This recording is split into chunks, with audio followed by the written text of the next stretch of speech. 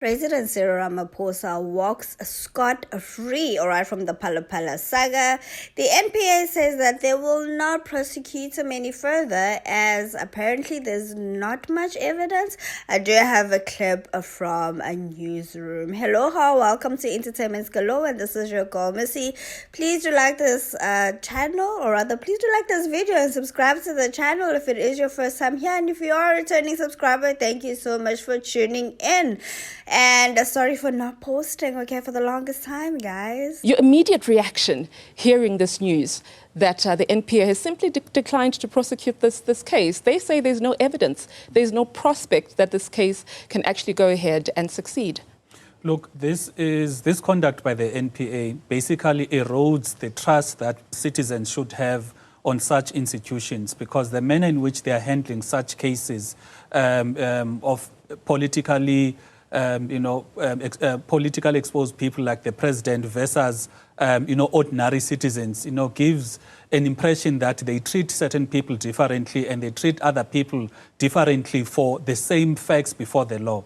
I want to make an example. There is a Miss Sipoka Zindungane who was arrested. She was a former DDG of Fisheries. She was arrested in line with, for violating Section 34 of PRECA, which places a responsibility on certain people to report any fraud or theft or corruption that is above 100,000. Now, if you look at the facts when it comes to phala, Mr. Ramaphosa owns a close corporation. He's a sole member of a close corporation. He's aware of a theft that is above 100,000, which is what is required by that particular section of the law. But he does not go and report that particular crime, meaning he's violated Section 34 of PRECA. So the issue here that we find ourselves in as a country is that why should we allow the institutions to treat presidents or people like Mr. Ramaphosa differently and treat other people again differently, because it means there can never be justice in our country if there's a law for Mr. Ramaphosa and another law for other people. Let's go back to the merits of what the public protector found in her report, that the president, there was no conflict of interest, there was no abuse of power, just to give context to the decision that has been made today by the NPA, and that the president was in fact not involved in the day-to-day activities of this farm, so he cannot be then prosecuted, with the charges that had been brought against him. Now, if we're to focus on what the NPA was supposed to prosecute the president on, the first one is that the regulations are very clear. How much cash can you hold in your private property or by you? The limit is 25,000. It is not an amount that is ambiguous. Now, what are the facts? Mr. Ramaphosa, when responding to the independent panel in Parliament, he stated that the amount that he had in his own property was way above 25,000. But the NPA, on a clear issue, is refusing to prosecute, whereas there's a clear violation of the law.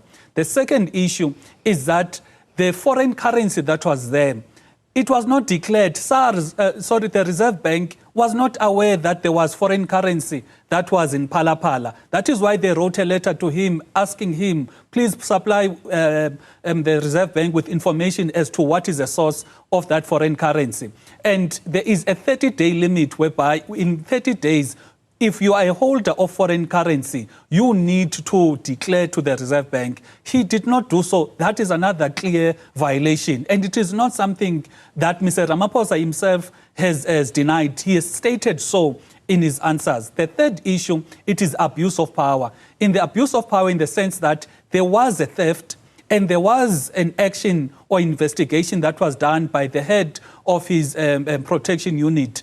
And the guy, Mr. Rode, when he was doing the entire investigation, it was because of an instruction that was coming from the president of the country. Was the case open? No. Meaning there was abuse of state resources because there was a covert investigation that was done without following the due processes when it comes to how do you investigate theft. So based on those three things, it baffles us as to why the NPA would refuse to prosecute the president. And the last issue here, on the question of NPA actually undermining South Africans, because this is a very serious issue, a very important issue that speaks to alleged criminal activity by the president.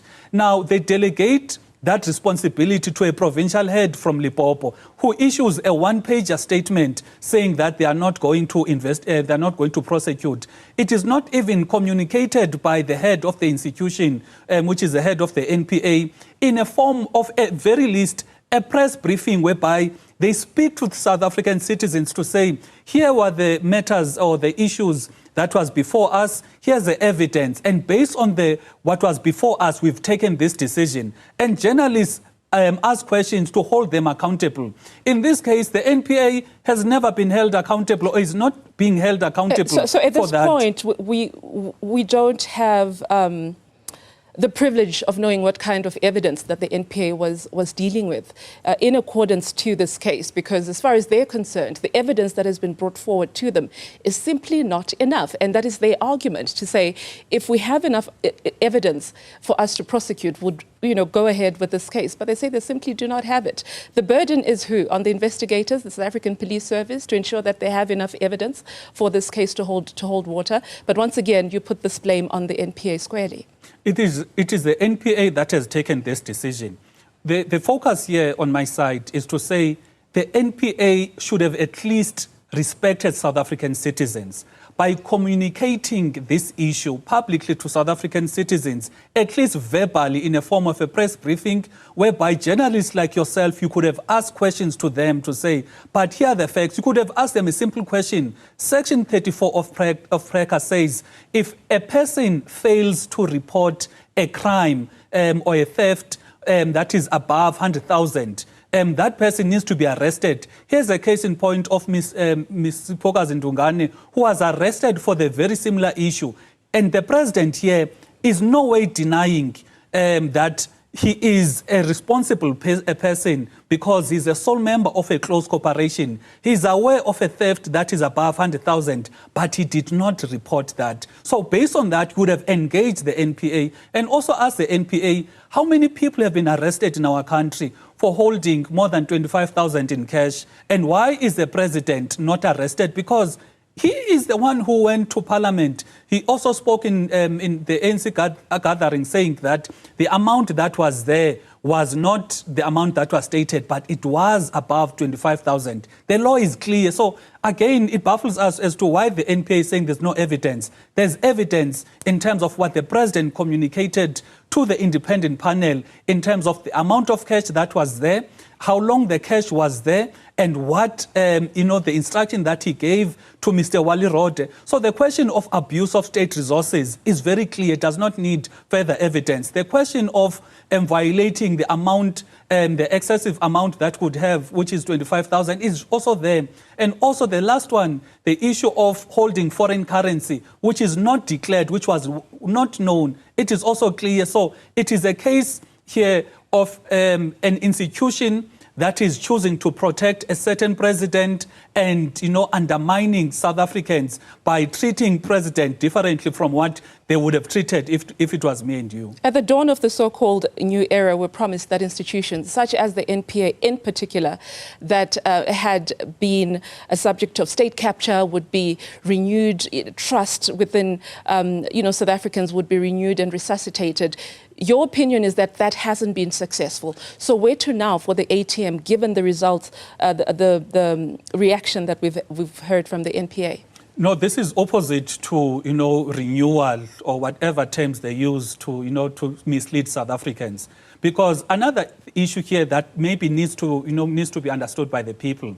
You've got an independent panel report which was appointed by Parliament to investigate this matter. They came with recommendations or a conclusion to say there is prima facie evidence of wrongdoing. They are independent. It is a retired judge, retired Chief Justice.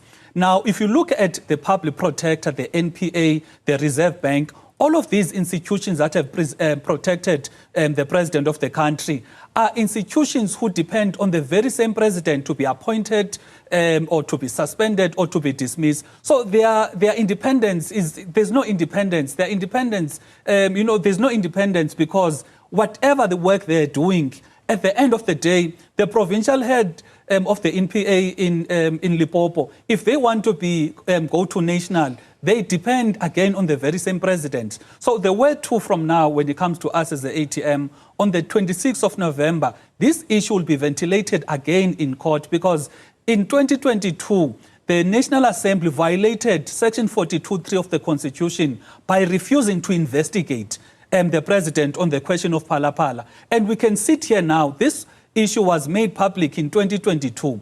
You can tell us it is now 2024. Has the president accounted for the issue? There's no time where even he spoke to the South African citizens to say, as your leader, as your number one citizen, I've been accused of 1, 2, 3, and I'm taking I'm taking responsibility by communicating to you as a citizen to say, this is what transpired and this is how, as a citizen, you need to trust me. He's never done that. Instead, he's relied on these institutions to protect him, and he's used his party's majority in parliament to protect him from being held accountable in parliament, whereas there is an independent panel report that is saying there is a case to answer. So what then do you make of the government of national unity? I know we know your position as a party with regards to that. You say the president is being protected. He's not being held to account when it comes to issues that have stark evidence, as you allege. You and the economic freedom fighters, as you've said again, are seeking to revive the impeachment inquiry. What do you think your prospects are going forward?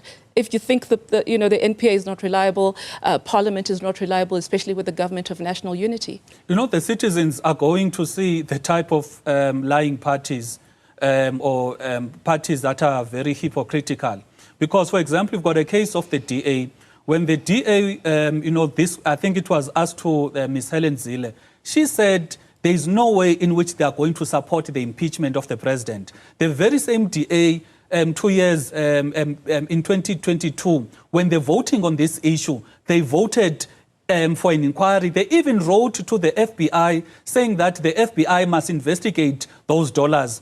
They even wanted an ad hoc committee on phala to be established. But when this is going to be brought up to Parliament, South Africans are going to see which parties are actually pro-constitutionalism and accountability and pro-principle, and which parties are actually lying, because the DA and the other parties have been screaming to say, they are pro-constitutionalism, they are pro-accountability, but when they are supposed to vote to hold the president accountable, their own leader, which is Helen Zille, is saying that they are not going to do that. So South Africans need to take note which parties actually want to move South Africa forward, which parties are actually lying to citizens, making it as if they are pro-accountability, but in practice, they are opposed to accountability. I suppose